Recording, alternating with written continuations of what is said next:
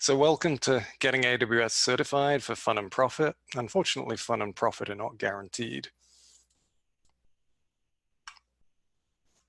Now, my name's Andrew May. I'm the Cloud Solutions Lead at Leading Edge. We're a consultancy based in Columbus, Ohio, primarily.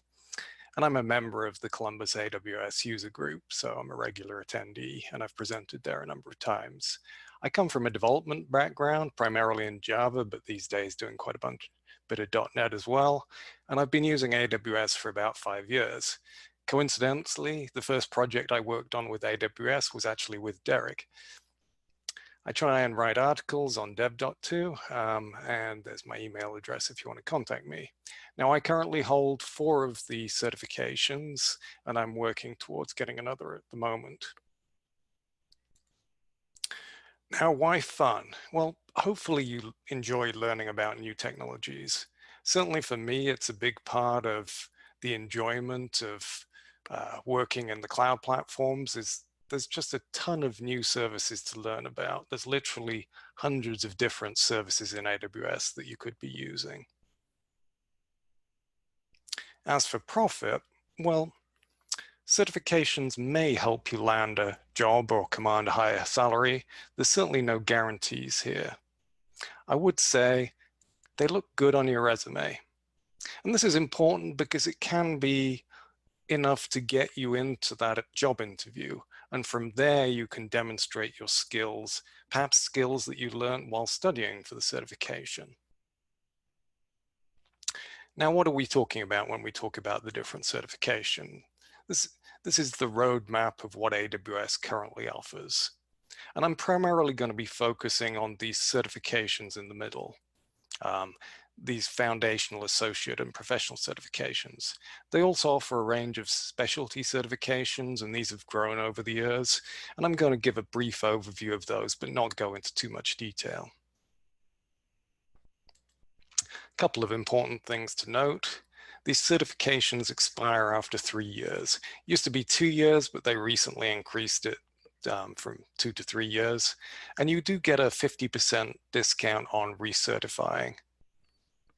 Now, when you take a higher level certification, that's effectively renewing the lower level certification. Some of that seems to be kind of automatic certainly with the cloud practitioner, that its end date gets extended when you take one of the other certifications. But also if you've taken the professional solutions architect certification, it's not really necessary or there's no real point in renewing the associate level. So foundational certifications. Really here, all we're talking about is the cloud practitioner at the moment. This was launched a few years ago at reInvent as an introduction to AWS. Now, it's positioned by AWS as being an introduction for technical, managerial, sales folks, pretty much anyone.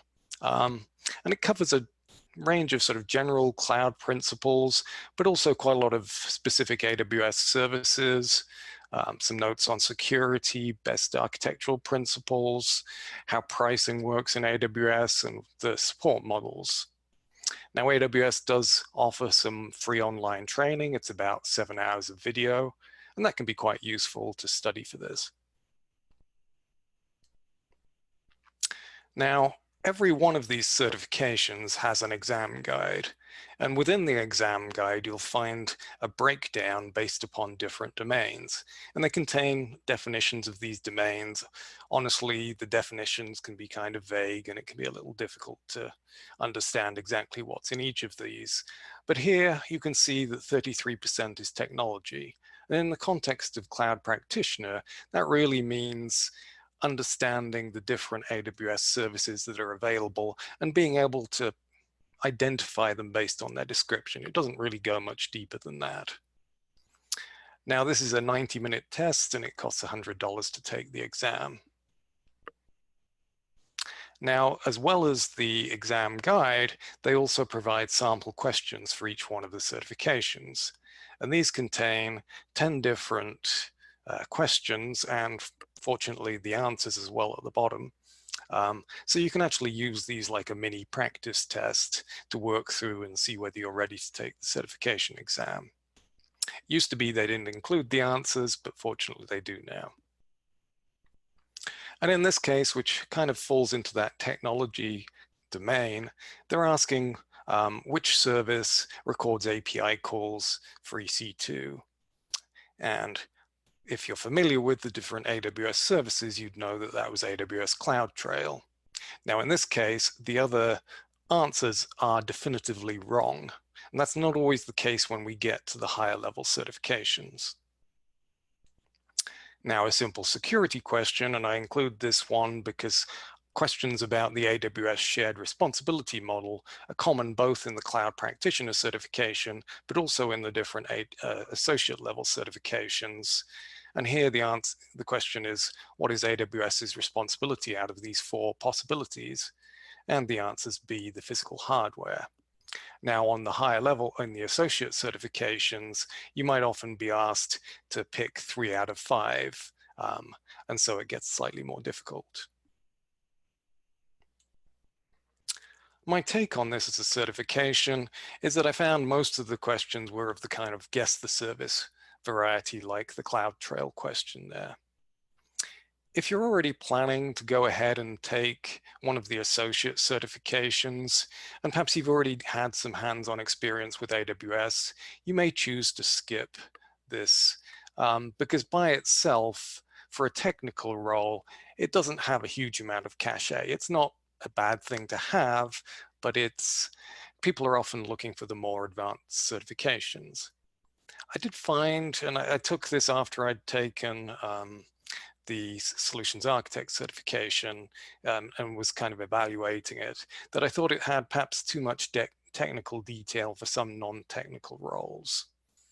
But I would say that it may be useful for those working alongside people in technical roles, so your project managers and your BAs. And actually there's a lightning talk about that very topic later on this afternoon. You may find that this free training they have from AWS is all you need, especially if you already have some AWS experience, but other options are available from other training partners. Now, the meat of the certifications is really these associate certifications. Now, probably the most introductory of these is the developer certification.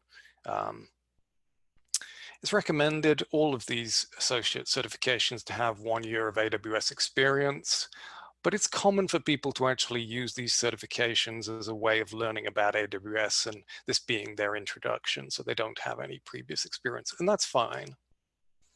Here, there's a focus on particular core AWS services within compute, storage, and a few other areas. In particular, they've made it in recent revisions of the exam strongly focused on serverless technologies like Lambda. I would say, in addition to understanding how these services work, you're also expected to have knowledge of the SDKs and the APIs. Now, of course, this is a multiple choice question. You're not going to be programming answers, but you may be asked which of these is the correct SDK or API method. And there you can't possibly memorize the thousands of different API calls, but a familiarity with how API calls are named often allows you to answer those types of questions because they tend to follow a similar pattern. Now here again, we have the breakdown from the exam guide. These associate certifications are a bit longer, they're 130 minutes and a bit more expensive at $150. Now, developing with AWS services is the largest section here, but see, we've also got sections on security and deployment, and also monitoring and troubleshooting. Now, a sample question here, and I'm just going to include one for these other certifications.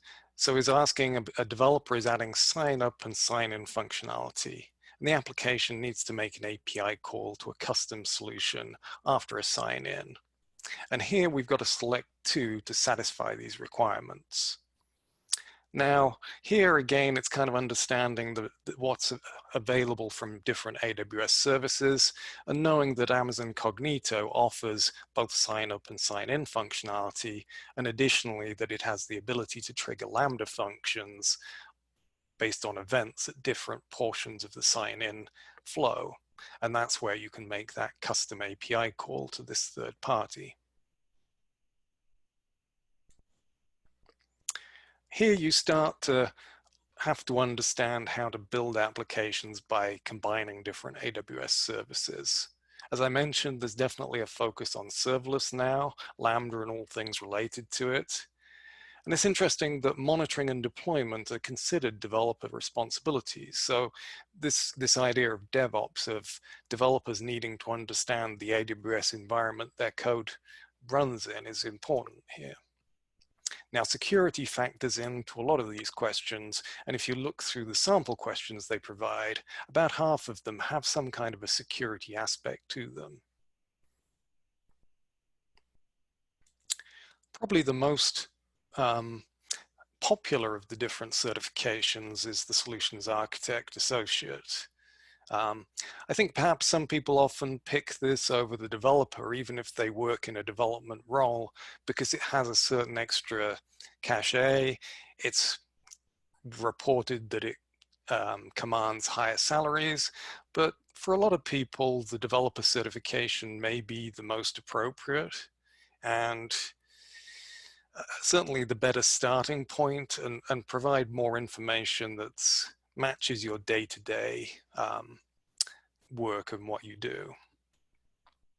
Now, they've just released a new version of this exam, and actually what happens when they make larger revisions to the exam is that they will offer both versions in parallel. And this can be useful if you've been using training material for a particular version of the exam, then this will allow you to take the version of the test that's most closely related to that. Now, that doesn't mean that the set of questions are fixed, and the questions do evolve over time and will include new services eventually. So you have to be careful that you don't just use training material that may be out of date and isn't maintained.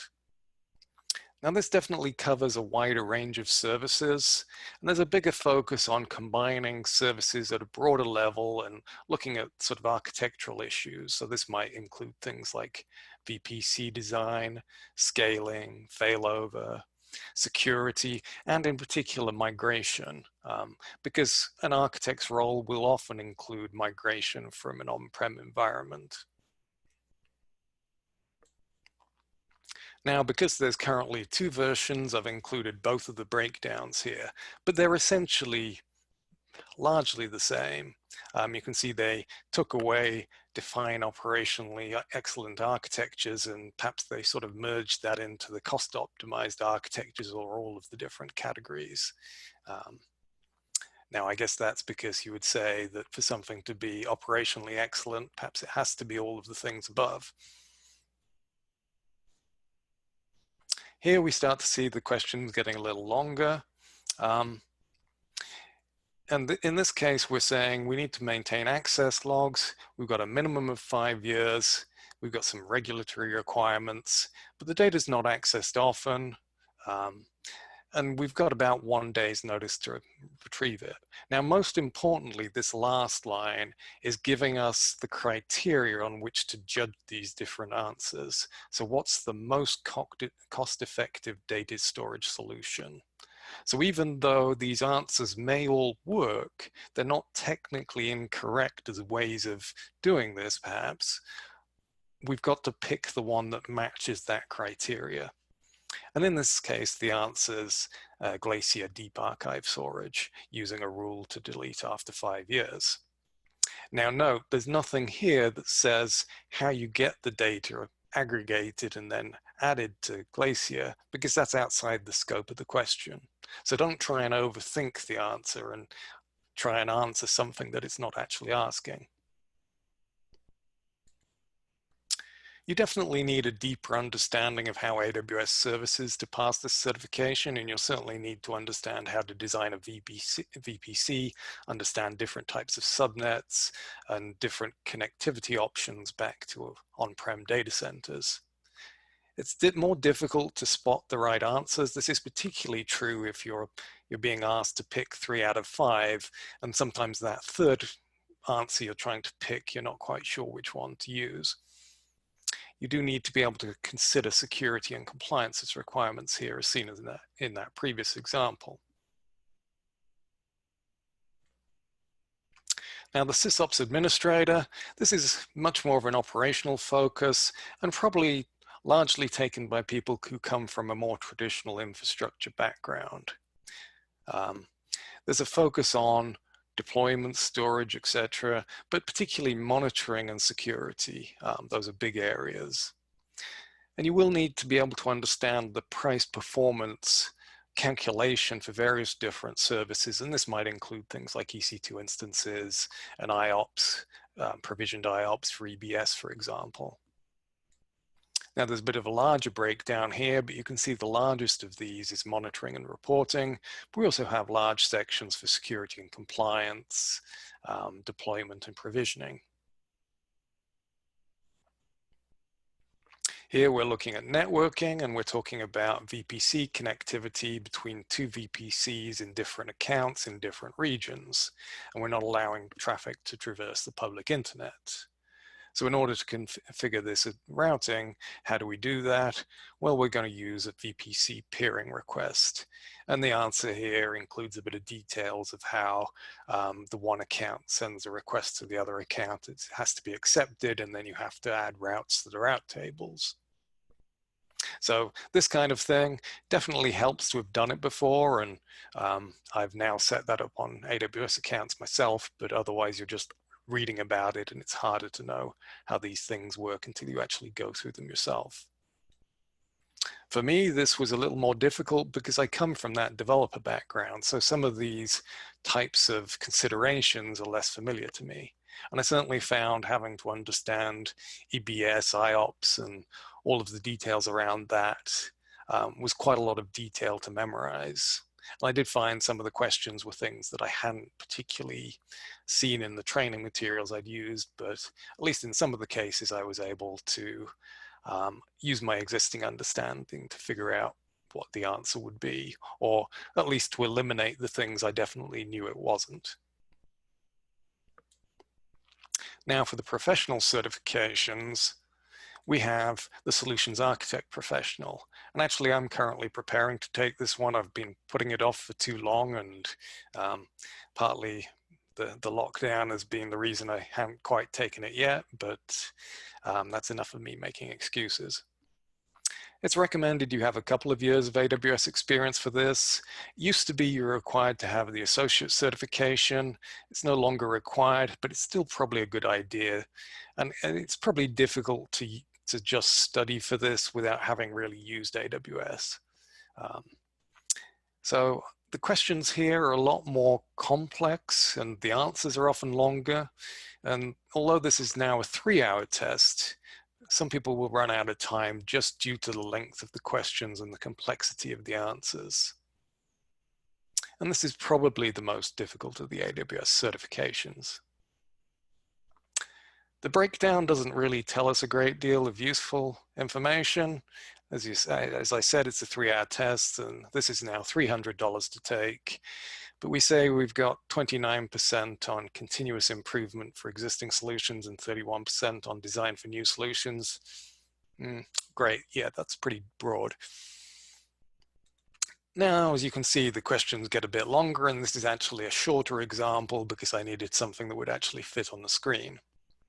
There's a lot of information in this question that you really don't need to know. And I think this is deliberate. They're trying to make sure that you understand how to filter out the unimportant information and focus on what's important.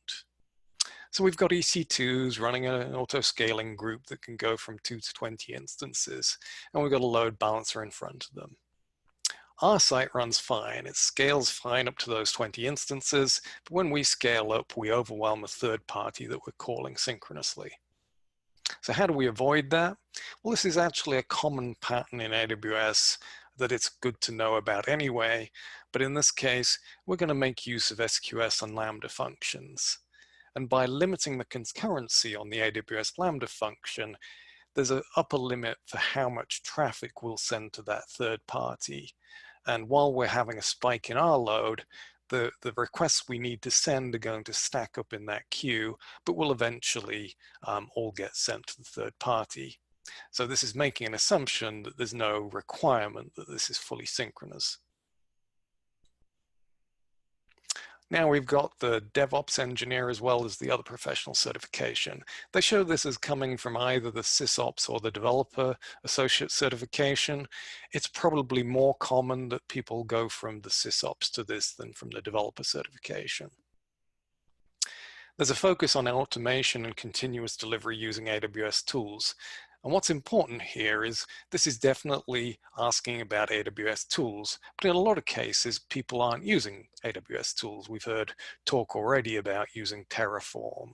Perhaps you use a different CI/CD pipeline, but you will need to know about the AWS versions of these tools in order to pass this certification. And it's good to have an awareness so you can compare them and say, well, we've been using perhaps Circle CI, but we've got this capability we could use within AWS. Perhaps it's more cost effective for us. There's also a focus on notification-driven automation. So understanding when events are emitted by different services and how you might process them, in particular using Lambda functions. Now the breakdown here, automation is a big part, but you also see incident and event response, which ties in some cases into automation, as it does in this example. Another fairly long question here, and we're talking about security compliance using AWS config. When an issue is detected, the company wants issues to be automatically remediated. Kind of magic that. But they also want the security team to be notified, and to do this, we need to send a REST request. So we need to pick 3 items here, and here it's saying most cost effective. I'm not sure whether that really fits into these or not, but this is the answer they're looking for. So we've got events available from CloudWatch events when there's a compliance change in the AWS config service. And because we've got an event, we can send it to an SNS topic, and that topic can be subscribed to by both the HTTPS endpoint that's used for this message board, so that handles our notification portion, and then to automatically remediate, we subscribe a Lambda function. The details of that little bit of magic aren't in the answer. And then I'm going to briefly mention the different specialty certifications. So we have advanced networking, security, machine learning, Alexa skill builder, data and analytics, which used to be called big data, and database. Now these keep growing. You don't have any prerequisites, but in some cases they do ask for particular levels of experience. For networking, they suggest 5 years of prior networking experience. And you may be here dealing with questions about setting up hybrid networks and handling hybrid DNS, which is common in those enterprise situations. Security, likewise, they have recommendation that you have prior security experience, and they'll cover the different tools within AWS that allow you to secure your environment, both from understanding IAM to all the various detection services and response services.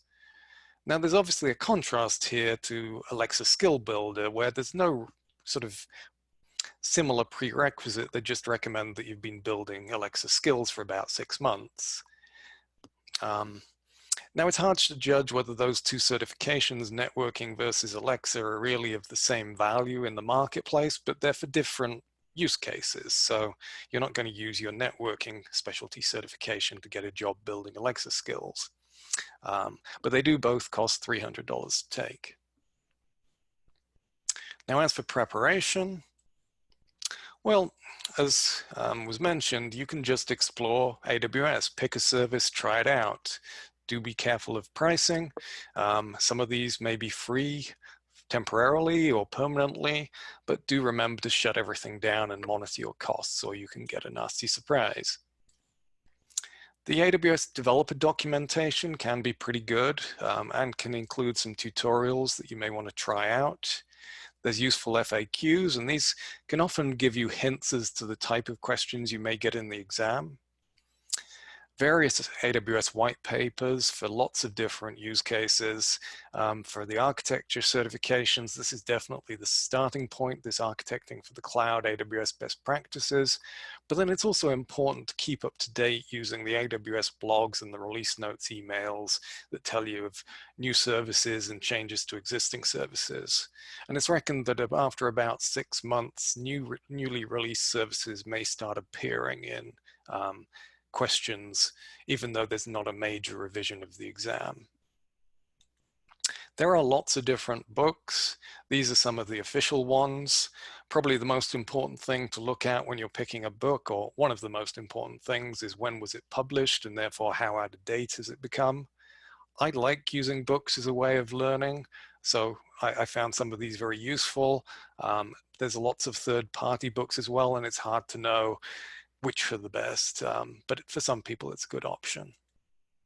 There's lots of different training options that can be classroom, either in person or at the moment in particular virtual. The courses provided by AWS partners are somewhat pricey, and it's debatable whether you find them worth the cost. Of course, your company may pay for them. These do have hands-on labs, but you may find similar labs available elsewhere at lower cost. There are some free courses, both from AWS and other people, like things people have put on YouTube, but AWS has ones both on their training portal and on edX. And then online options like A Cloud Guru, where they're rather more inexpensive. Sometimes there's subscriptions you can get for a whole year. And these can either be certification specific or more general technology, so perhaps focusing on serverless. These often include exercises where you use your own AWS account, so you might need to be slightly cautious about costs, and often contain practice tests. And then we've got sort of quick labs and similar, where they spin up an AWS environment for you, so you pay for the lab and you don't have to worry about the AWS environment, which can be quite nice. I will give a shout out to the AWS Academy, and this is basically a combination between various colleges and universities in AWS to teach similar material to some of the AWS partners, but in an academic environment and probably at a slightly lower cost. These are taught by AWS certified professionals, and they're often evening classes on campus, and I actually taught at Columbus State a few times, and they offer cloud foundations, architect development and operations, and these are all sort of, you can tell which of the certifications these line up to: the practitioner, solutions architect associate, developer associate, and SysOps associate. There are official practice exams available, and for these you can register via the certification portal. And you get 20 questions for $20. Now the benefit here is it's in the same format and the same software as the real exams, so it gives you a nice preview of what it's going to be like. And in some cases, the questions may actually be very similar to the real ones. At the end, you get an email with a percentage for the different domains, and on the right, you can see what I got for the practice test for the SysOps, and you can tell I needed to do some work on networking. Now, as for taking the exams, first you've got to register for them, and this has got a little more complicated recently because they now have 2 AWS providers. But first you need to register with the AWS training portal. You can use an existing Amazon account. I would certainly recommend using a personal email address so that the certifications travel with you. From there, you select certifications, and this will create a linked certification account. So yet another portal. There's a few things you have to click through the first time, but after that, it's fairly straightforward. And then after scrolling through a lot of text, you can schedule a new exam.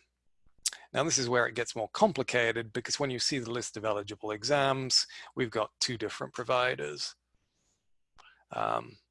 And so in order to figure out whether I want to take one of these certifications with either PSI or Pearson VUE and understand where their locations are and what their availability is, I may have to click through the process of getting most of the way with registering with one before I determine that the other's a better option for me. So it's slightly annoying, but it does give you a bit more flexibility and more possible testing centers.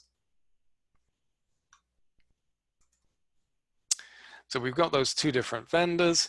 The testing centers, obviously a lot of those closed, but some of them are starting to reopen, but at lower capacity. And Pearson VUE also has an online option. There's lots of different tests being taken in the same facility. You will probably be, if you're going into the test centers, the only one taking an AWS certification. I'd originally assumed there'd be a whole group of us going in together, but no, it was a bunch of people taking entirely different certifications. You will need to empty everything from your pockets, and I mean everything. And there's very limited storage for valuables, so just take in what you need to, the ID that you need to, that you'll be asked to bring to identify yourself, and not much else. If you're doing the online testing, there's a lot of preparation you have to do with a webcam and showing that you've prepared your room with a cell phone and making sure you've disconnected secondary monitors, removed all bits of paper and that sort of thing. Now make sure you're taking the right test. This is particularly true at the test centers where they just give you a table to go sit at and tell you the number. Accept the NDA. And read the questions carefully. Apart from the professional certifications, you should have plenty of time. You can mark them for later and go back to them. It's not always the best use of your time. So I would say always try and put down an answer, even if you mark it to go back for later, because you may not have time at the end. You've got a timer in the top right and a count of the questions. Before you finish, they'll ask you to answer a questionnaire. This is slightly annoying because what you really want to do is get that pass-fail result, which you do get immediately after the questionnaire, and then you get more information in an email some days later. As for benefits, well, there's a certification portal. It takes a few days for your certification to appear there. You will get a certification certificate that you can print out. I know a lot of people like to have those. And you also get digital badges. They just move that to a different platform. And you can create transcripts. And these can be useful, particularly if you've got a number of certifications. A single transcript can contain all of them, and you can make it available to perhaps a new employer just to prove you have those certifications. Or of course, if you've had the training paid for, or you may need to prove to your current employer that you actually took the certification. You do get practice exam credits. I don't believe you get one after achieving the cloud practitioner certification, but you do from the associate certifications, and that's where you get the recertification discounts. And if you've got an associate or professional certification, you get access to the AWS certified store, and it's got different items in there depending upon the level of certification you have. Okay. Well, and that wraps up the presentation. So you can obviously post questions in Slack, but I think we have a number. Yeah, we have had a lively chat going on, so I will just start throwing these out to you. Tasha had a couple of comments, which is one that she had to remove her earrings at the test center too, so that's another point to keep in mind. And then let me get I'm just going to stop sharing and see if I can actually see. Tasha also said, yeah, that's great. Tasha also said that she really liked A Cloud Guru for her studying. And then I believe it was Bob that had some great comments. I could be wrong here. My screen just switched out. Okay, he's saying, yeah, someone's saying that the pro's very long, but the DevOps is perhaps shorter and not as difficult for time. That's good to know. Yeah, I'm certainly a little nervous about the pro in terms of time and getting through it. Let's see what else we had. I believe Ross had a number of things. Okay. Ross, I think your mic is unmuted right now, so you should be able to. mention those things that you threw in chat.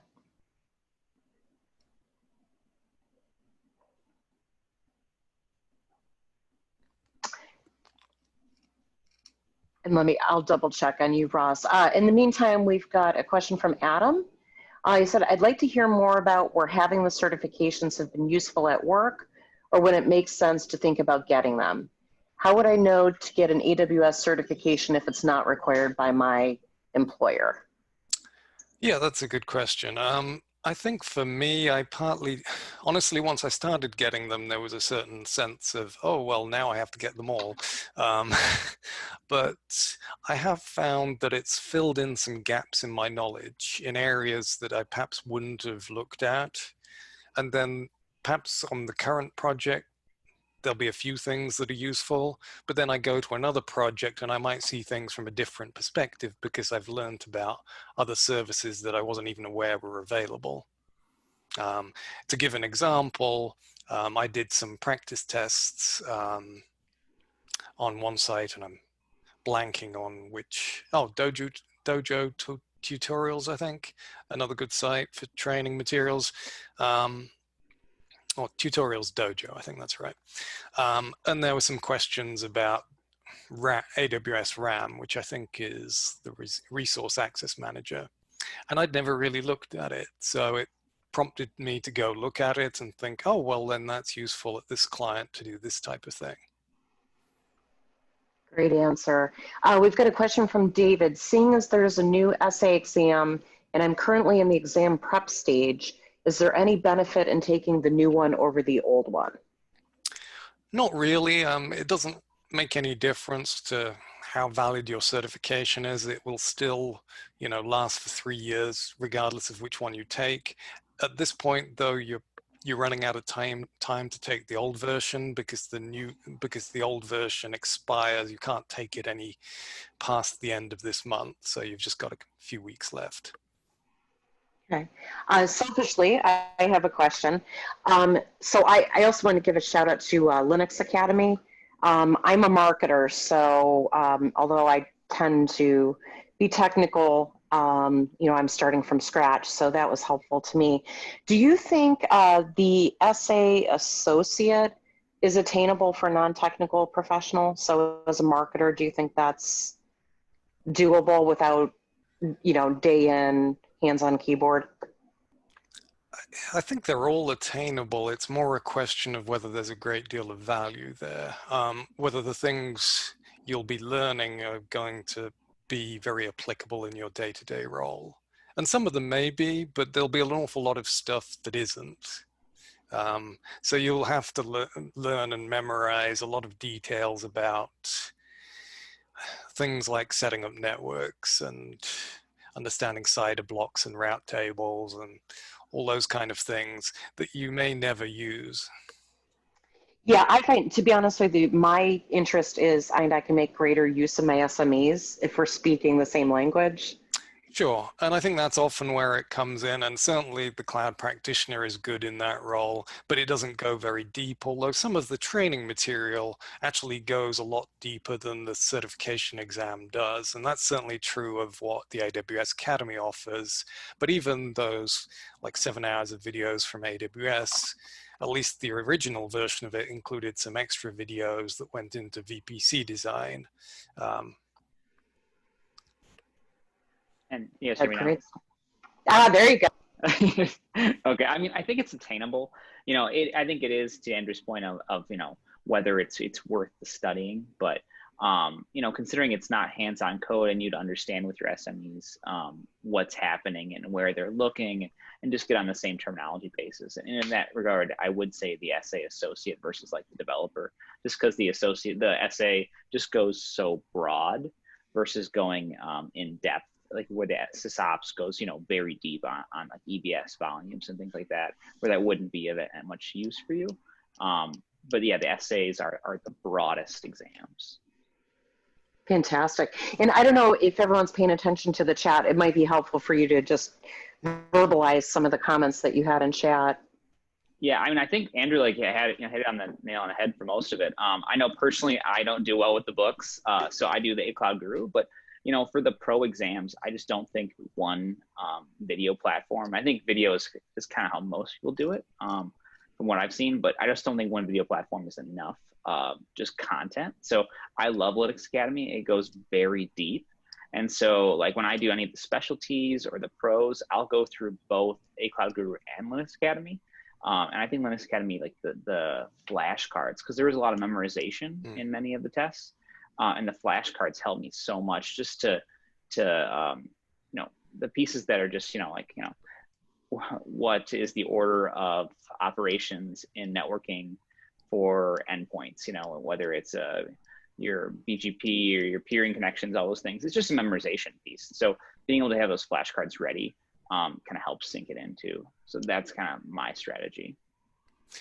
Yeah, I think it depends on the person. For me, I started down the road of trying to watch the videos for A Cloud Guru, and the difficulty as you take these different certifications is there's a lot of repetition over things you've already learned in the prior certifications. And to me, I just can't sit through that. Yeah, and I it's tune tough. out the new bits by accident, because that's really what I'm looking for, the nuggets of bits I don't already know. And I find it much easier to pick those up when I'm skimming through a book than I do watching a video. But to everyone their own, and I know a lot of people go with the videos. I have been finding the practice tests I've been doing on Tutorials Dojo useful, because they have good explained answers for when you get things wrong, and then I can use that as a starting point for digging into the documentation. And I've also just been reading through the full documentation for various services, and boy, there's a lot of repetition in the CloudFront documentation. Good stuff. Did any more questions that folks wanted to throw out there? You could either put them in the chat or the Q&A.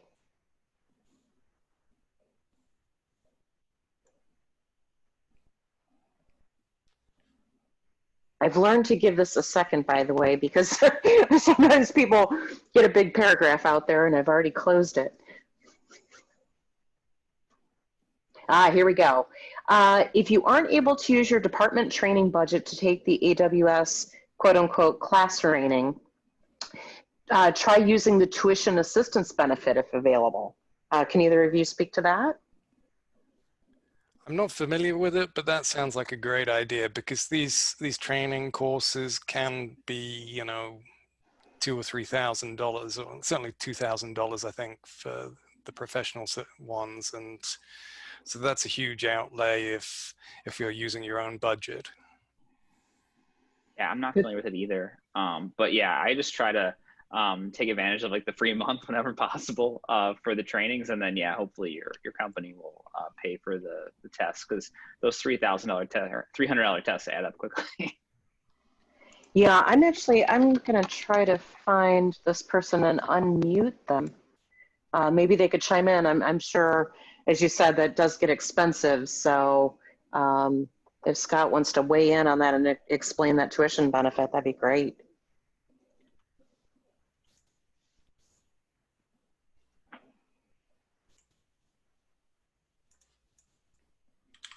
Hi, this is Scott. Can you hear me?